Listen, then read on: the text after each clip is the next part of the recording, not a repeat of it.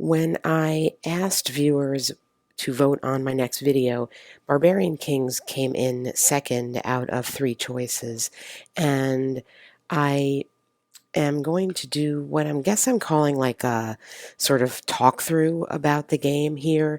A pretty short video because, as you'll soon see, this is not in any way, shape, or form a solo game, nor is it a game that once I started looking into it, I felt I could effectively kind of make into enough of a solo game to demonstrate it as such. It would just simply strip away too much of the flavor of the game. It is designed really, I think, probably works best with four players, maybe even five, probably four, given the size of the map. You could play with two, but honestly, it's not even a two-player game, as we'll see. This is an Ares game, and it is called, subtitled Fantasy Empires in Conflict. It is designed by Greg Kostikian, who is a rather prolific and eclectic designer. I'm trying to find the rest of the design credits here. Here are the full design credits here that are in the rules. The little description on the front of Ares about the magazine, or excuse me, about the game, is that the island continent of Castafon enters the red age of war and magical conflict as fantastic armies clash in a furious bid for empire in this complete, ready-to-play fantasy simulation for 2 to 5 players. Because of the way the game is designed, as we'll see, I mentioned, I think it probably really plays best with more than 2 players, because a big part of the game are forming alliances and treachery and things of that nature that you can't even really do as 2 players. I'm showing you here a portion of the map. It is a game in which there is everything on the map is playable. So you have air, land, combat, as well as naval combat or sea combat, and movement throughout the map. It is divided up into provinces. There's a little bit of a, just pull back and show you the rest of the map here.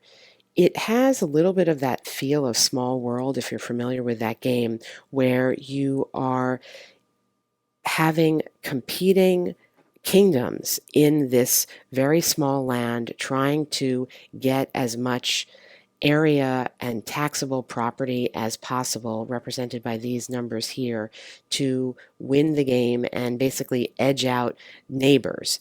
And the way this happens is what makes the game sort of unique and I think probably relatively chaotic when you are actually playing it, because let me just show you the counters. I have some of them laid out here. So we have the possibility for 5 players, as mentioned, and these are the 5 Barbarian Kings that are represented and would be the head of the provinces that, or the kingdoms, I should say, and they're trying to exert their control. They each have at their disposal some heroes that are represented by these counters and some wizards that are represented here. And then from there, they are recruiting from the rest of the counters, which represent a variety of different races. I haven't actually shown you them all here. There are only 100 counters in the game, but they are many different colors and they represent many different types of races, sort of standard fantasy fare. So we have things like barbarians, and then we have the civilized, what is known as the civilized group, which is the yellow here. I guess you can't totally see that here. We have elves, which are represented by these green characters. I'm not showing you all of them here. There's just too many to sort of take out reasonably. We have dwarves, and we even have these whale folk, and we have some airships here and some frogmen. But what happens is that any single king can recruit from every race. So when you have the map actually in play, and you'll see that each counter has an ID number. That is the 3-digit number in the middle under the figure. So in this case, this is a unit number 612. And the reason for this is that in effect, you're meant to write down which of the units are yours, because you could have a counter that looks exactly like this but belong to somebody else. The value on the bottom left is the combat strength, and the movement allowance is on the lower right. The purchase cost of the unit is on the upper left, and the maintenance cost is on the upper right. So what happens is that you start out the game with 50, I think they're called sequins, of in effect money to spend and to purchase various units. And pulling back here, you can see there's a range of units to choose from. And also, again, I'm not showing you all of them. So for example, here's some more, and I've got the rest of them here, the barbarians and the elves here. So when you have the game set up, and I'll show you an example of this, you're going to have similar units belonging to different kingdoms, and there needs to be a way to mark it. I've suggested a way to possibly do this, but again, I don't know how this would actually play out.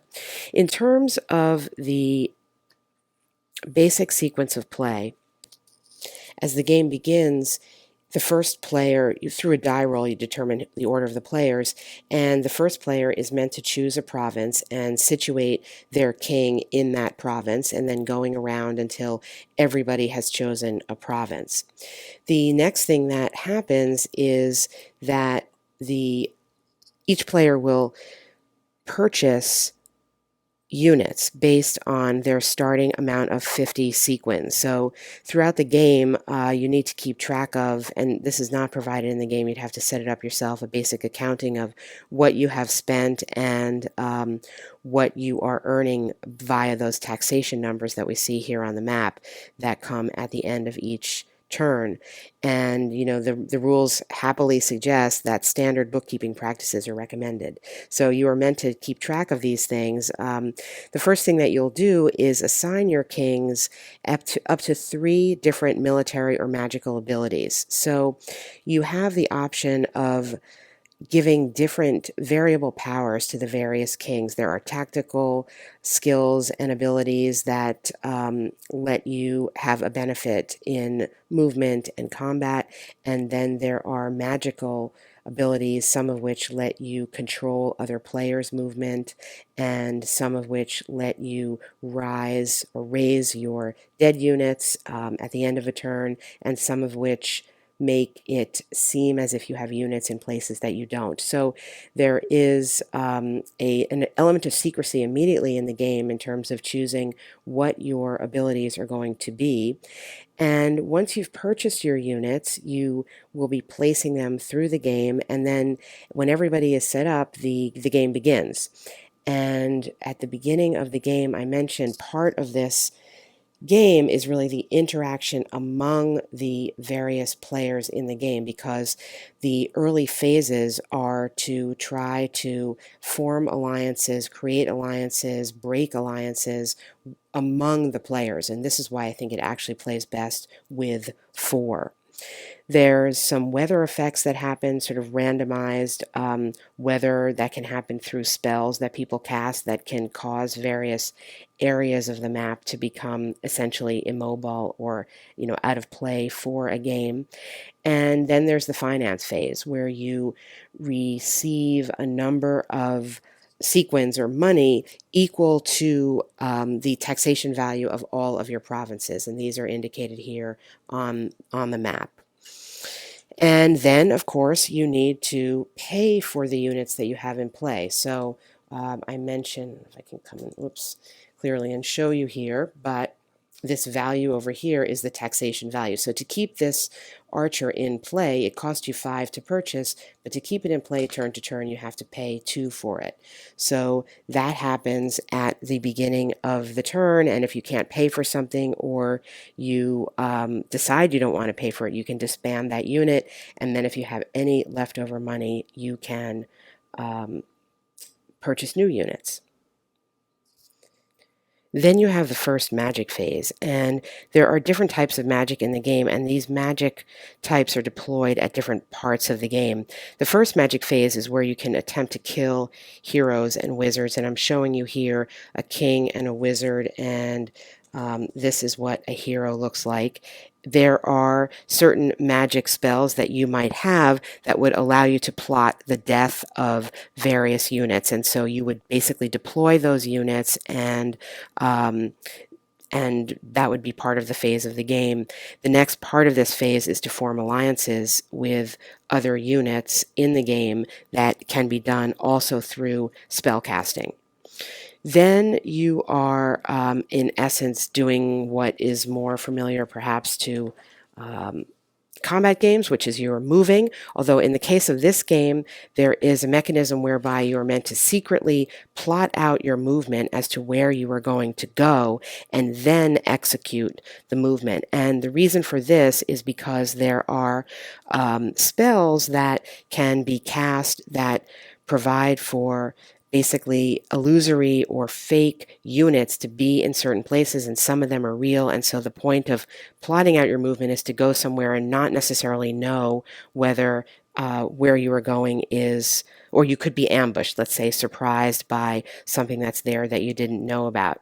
And then finally, we do get to the combat phase where when you're ending up in an area with somebody else who's actually real, you can conduct combat, and you resolve that combat, they say, in a clockwise direction, I guess, around in terms of the various provinces. And the final phase of the game is the third magic phase, and this is where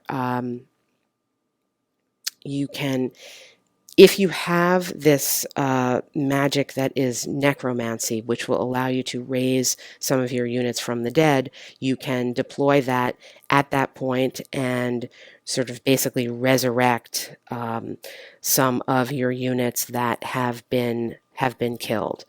And that is basically what happens in the game. You are attempting in this game, through the use of deception, really mostly, through these magical spells that are kept secret, through movement that is plotted individually. I'm going to show you the rules here. The rules come with this movement plot map that players have permission to photocopy this page for repeated play. You are meant on your own to map out where you will be moving, because your opponents, in theory, are supposed to be potentially casting spells or placing units that you don't know about into certain provinces that you might not know about. There is, of course, familiar to wargamers, there is a terrain effects chart, there's a combat results table, but really the bulk of this game, and I think what makes this game different than others, is the fact that there is a lot going on outside of the actual gameplay, actual map here. I didn't show you. There's the bottom of the map indicates the phase summary of a turn.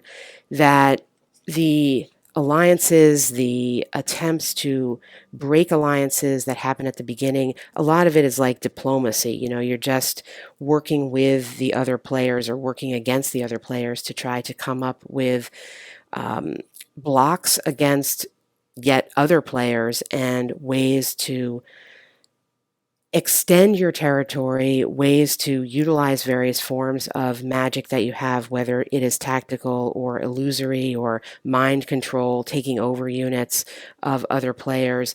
And at the same time, bearing in mind you need to be funding all of your units and potentially buying more units by extending your territory out into the regions that offer the greatest taxation value. You do want your provinces to be defensible and away from other players, but as you can see, the map is pretty small. So if you're playing with 4 people, it's going to be really pretty much impossible to be completely away from people for that long. And of course, that is part of the game. The non-human races all do have special abilities and liabilities, and some of them have benefits in terms of moving through different types of terrain and different combat strengths and things like that. So that comes into play when purchasing them. You need to keep money there's a certain amount of finance management too. You need to keep some money in reserve, because if you want to be buying things and there's a bank of units available, they all do cost money and they all do cost maintenance. So you're going to have to be keeping some money in reserve to maintain your armies. But ultimately, I think the main point of this game is that it is really a player-to-player kind of game. It's very interactive, or it seems it would be very interactive. I haven't played it. It seems it would be very interactive, probably at its best with 4 people. I would think that with 5, the map is going to get really crowded really quickly, and there aren't going to be enough available units to build and purchase. But I think 4 is probably the sweet spot. With 2 players, you'd still lose a little bit of this alliance part, which is a really big part of the game, because in essence you want to be ganging up on somebody and maybe then breaking an alliance with somebody and trying to find a better alliance with somebody else.